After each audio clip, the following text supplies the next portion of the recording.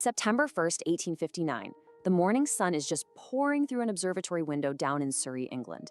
A 33-year-old amateur astronomer, a guy named Richard Carrington, is hunched over his telescope, and he's doing what he literally does every single clear morning. He's sketching sunspots. He's got the sun's image projected onto a screen, and he's just tracing this dark cluster of spots that's been growing for days. Just pencil on paper. The world is totally quiet. Then it hits exactly 11:18 a.m. Without any warning at all, two brilliant white-hot beads of light erupt right across the face of the largest sunspot. The light is so incredibly intense, so completely impossible, that Carrington actually thinks something tore a hole in the roof of his observatory and let a raw sunbeam through. I mean, he literally sprints out of the room to grab a witness, but by the time he gets back 60 seconds later, the lights are already fading. 5 minutes later, they're completely gone. Richard Carrington just became the first human being in history to ever witness a solar flare. Now, Carrington had no idea, but he'd just watched the trigger get pulled on the largest space weather event in recorded human history. He couldn't possibly know that 93 million miles away, the sun had just spat a billion-ton ball of magnetized plasma directly at us. We call this a coronal mass ejection, or a CME. And this one? It was coming for him at a speed that totally breaks the rules of how the universe is supposed to work. See, what made this specific storm so absolutely terrifying was how fast it was moving. Normally, a CME takes about 3 days to kind of crawl across the void between the sun and the Earth. That gives the solar wind 3 whole days to cause drag and slow it down. But the sun had been restless, right? A previous eruption had already swept the path totally clean, basically blasting the solar wind ahead of it like a massive snowplow clearing a highway. The fast lane was wide open. So this payload didn't crawl, it sprinted. A giant wave of charged particles slammed into Earth's magnetic field at over 5 million miles per hour, making the whole trip in just 17.6 hours.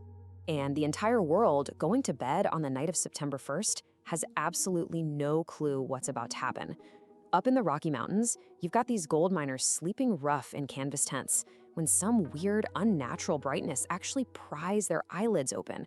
They stumble out into the cold night. It is exactly 1 o'clock in the morning, but they start cooking breakfast. They literally start packing their tools for the day's prospecting, because the sky above them is the color of dawn. The sky is completely on fire. And this wasn't just some local freak occurrence. We are talking planetary scale. Above those miners, the Aurora is roaring, pulsing with a light bright enough to actually cast shadows on the ground. But get this, it wasn't just up in the mountains. Sailors sitting in the harbor of Havana, Cuba, are looking up at blood-red auroras in the tropics. Over in Hawaii, islanders are watching the southern sky turn crimson. From the equator in Colombia to the rooftops of Rome, the aurora is just burning. Whole populations are totally convinced the world is ending. You've got fire brigades harnessing horses and riding out into the night to fight blazing fires that, well, they simply aren't there. But the real danger? It wasn't the light show in the sky. It was the technology sitting right underneath it. It's 1859, and the wires of this brand new electrical empire had just stitched their way across continents and oceans. The telegraph was the nervous system for commerce, for government. It was exactly what the internet is for us today. And it was about to get totally fried. Those thousands and thousands of miles of copper telegraph wire, they acted as perfect planet-sized antennas for the storm. Because the exact same charged particles that are painting the sky red are now inducing these massive, uncontrollable geomagnetic currents in literally any long conductor of electricity they can find. The chaos is immediate. Over in Boston, an operator is physically thrown backward from his desk by an arc of blue-white electricity leaping right off his telegraph key. Down in Philadelphia, telegraph paper bursts into flames right on the spool. Operators are frantically stamping out the embers with their boots. Equipment is sparking, melting, and just totally failing everywhere. But right in the middle of all this chaos, there is this incredible, totally unexpected twist. In Boston and Portland, terrified telegraph technicians actually unplug their batteries entirely. They fully expect their lines to just go dead. But the lines don't die. They keep transmitting. The geomagnetic current rolling through the wires from the aurora itself is so unbelievably strong and so steady that it powers the entire telegraph network on its own. For 2 whole hours, operators are sending messages back and forth using nothing but the raw electricity drawn directly from the glowing sky. How wild is that? By September 3rd, the storm finally dies down, and the world just kind of writes it off as a once-in-a-lifetime wonder. And honestly, they could afford to. The wreckage in 1859 was pretty contained, right? A few burned out stations, some scared horses, some really sleep-deprived gold miners.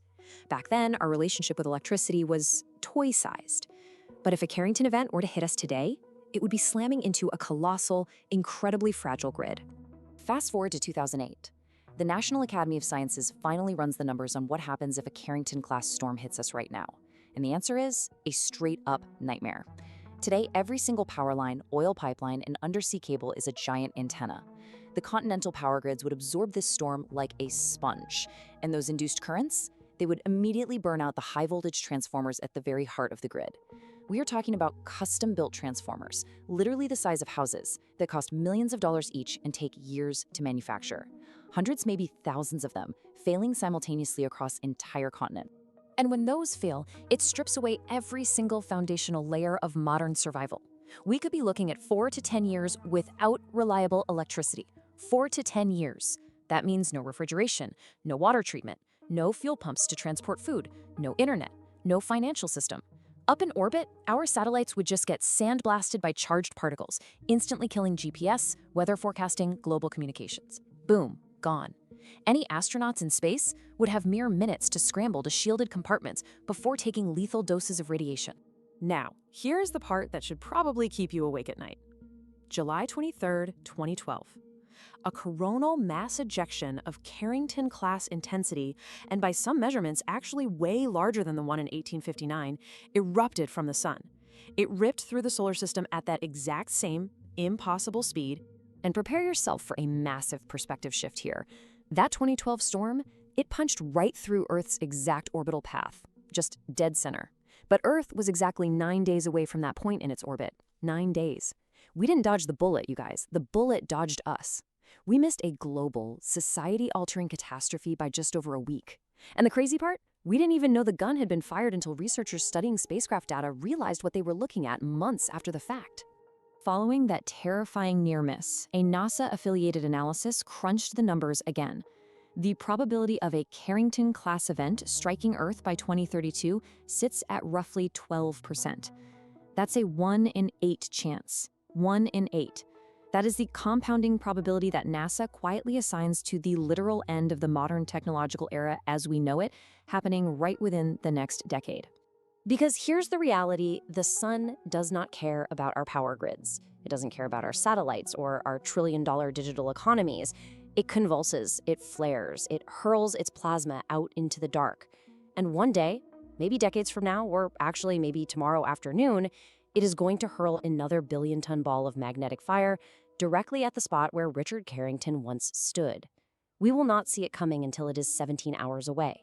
And by the time we realize what's happening, the wires will already be humming.